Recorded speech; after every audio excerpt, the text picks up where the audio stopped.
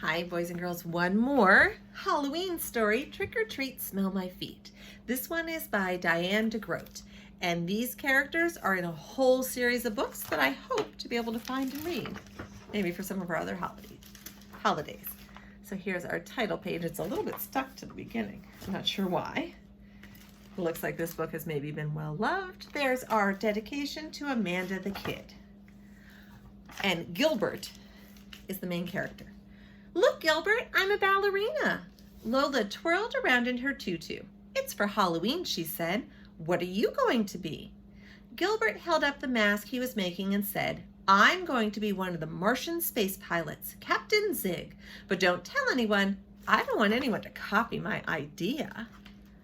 Lola suddenly stopped twirling. "I want to be a Martian space pilot too," she cried.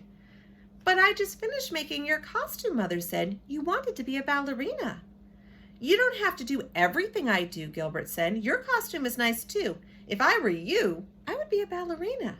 "You would?" Lola asked. "Sure," said Gilbert, "but I'm not you, so I'm going to be Captain Zig." The next day was Halloween, and Gilbert packed his Martian space pilot costume into a paper bag so he could change later at school. Lola copied him and put her pink ballerina costume into a paper bag too. "You're too little to go to school," Gilbert said. "I'll take you trick-or-treating when I get home, okay?" "Okay," said Lola, "I'll practice." She held the bag open in front of Gilbert and said, "Trick-or-treat?" "Smell my feet," Gilbert answered. "I don't want to smell your feet." "That's what you're supposed to say on Halloween," Gilbert said. Lola laughed and sang, "Trick-or-treat, smell my feet, now give me something good to eat." "Here's a treat," Gilbert said, and he dropped the piece of toast he was eating into her bag. And his cereal, boys and girls, is Space Crunch cereal. After breakfast, Gilbert grabbed his paper bag and headed for the door. "Goodbye, Gilbert," Father called from the kitchen. "We'll watch you in the costume parade." Lola followed her brother and said, "I want to be in a parade too." "You can come and watch," Gilbert said. "I'll wave to you, remember. I'll be the one in the Martian space pilot costume." Oh no. Boys and girls, there were 2 bags with costumes. I have a prediction. Patty was waiting for Gilbert at the corner. "What are you going to be for Halloween?" she asked. "Don't tell anyone," Gilbert whispered, "but I'm going to be Captain Zig." "I'm going to be a Martian space pilot too," said Patty. "I'm going to be Admiral Xena." "Hey," Gilbert said, "being a Martian space pilot was my idea." "I guess we have the same idea," said Patty. "I hope no one else does." There they are. Look at all those colorful leaves. After lunch, Mrs. Bird stood in front of the class and said, "Boys and girls, Principal Pines will be leading the parade today. We will all line up in the hall and then march single file out the main entrance and around the block. Stay with your class, and if you see your family or your neighbors, you may wave, but please do not leave the line. Then we will come back to our room. We can have our party." Everyone shouted, "Yay!" "Now you may line up to get into your costumes," Mrs. Bird said quietly. Lewis lined up behind Gilbert. He waved his monster mask in Gilbert's face and said, "Trick or treat." Gilbert laughed and said, "Smell my feet." Everyone snickered except Mrs. Bird. She said, "Lewis and Gilbert, please go to the end of the line." Oh, they didn't line up quietly. They were the last ones in the boys' room, and some of their classmates were already in costumes. Gilbert counted 5 Martian space pilots. "I'm Captain Zig," Frank said in a deep Captain Zig voice. "I've come to save your planet." "Hey," said Gilbert, "you copied my idea. I was going to be Captain Zig." "Well," said Frank, "it looks like a lot of us had the same idea." Lots of times there is a popular costume that you see a lot of. When the other boys finished dressing, they went back to the classroom. Now, not Gilbert. He wasn't excited about his costume anymore. He wished he had thought of something different, but now it was too late. He opened his bag. Look at the picture, boys and girls. He closed it quickly and blinked hard. He opened the bag again. He wasn't looking at his Captain Zig costume. He was looking at Lola's ballerina costume. Gilbert pulled out the frilly pink tutu. "This must be some kind of trick," he said. He shook the bag and a half-eaten piece of toast fell out. "And this is definitely not a treat." Oh, what's he gonna do? Is it going to wear it or not wear anything? Oh, I guess we have our answer on the next page. Gilbert thought a moment. If he had Lola's costume, she must have his, and she was probably wearing it right now, waiting for the parade. Gilbert needed to get it before the party, but he didn't want Mrs. Bird to catch him outside without a costume on. She would think Gilbert forgot to bring one, and she had already scolded him once today. There was only one thing to do. Gilbert undressed and pulled on the tutu, tugging it up as far as it would go. Then he picked up the paper bag and tore out 2 holes for the eyes. It wasn't exactly a mask, but at least it was a disguise.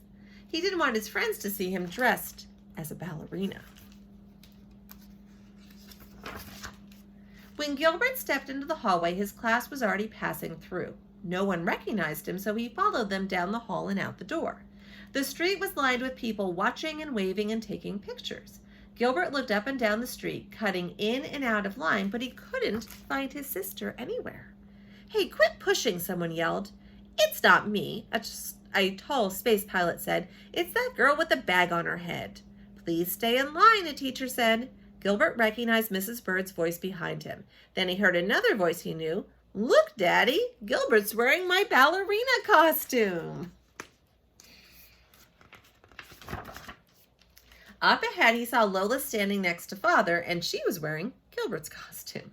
"Hey, Gilbert," she called and waved. Gilbert looked around to make sure Mrs. Bird couldn't see and leave the line. Then he rushed over to Lola. "I need my costume quick," he shouted. "Give me mine first," she said. "Stay with your class, boys and girls," a teacher said loudly. Gilbert grabbed Lola's hand and pulled her back toward the line with him. Lola thought she was going to be in the parade with the big kids, but Gilbert pulled her right through the line and headed for the school. "Hey, where are we going?" she asked. "Someplace where we can switch costumes," Gilbert said. He knew that the side door was a shortcut to the bathrooms. "Quick," he said. "This way."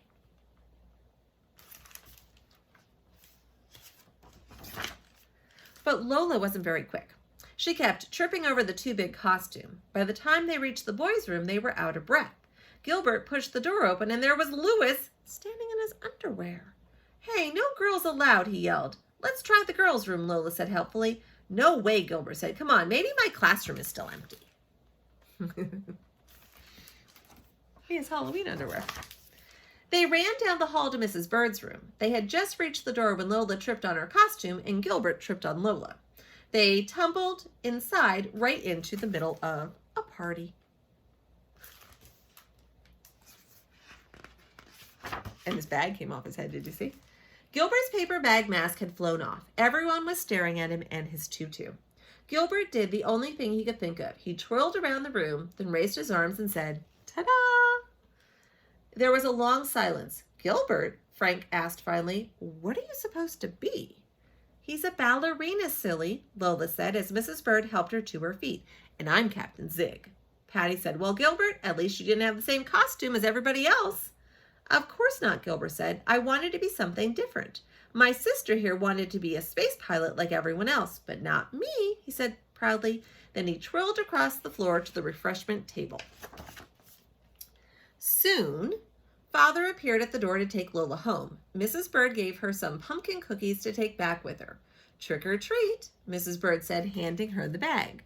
"Smell my feet," said Lola, taking it. She passed Gilbert on the way out. "Are you still going to take me trick-or-treating later, Gilbert?" "I guess so," he said. "And Gilbert?" "What?" "This time, can I be the ballerina?" Gilbert laughed. "Don't you want to be a Martian space pilot anymore?"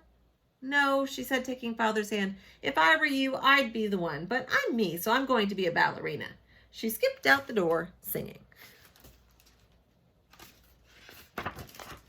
Trick or treat, smell my feet, give me something good to eat. There we go. Trick or treat, smell my feet by Diane de Groat.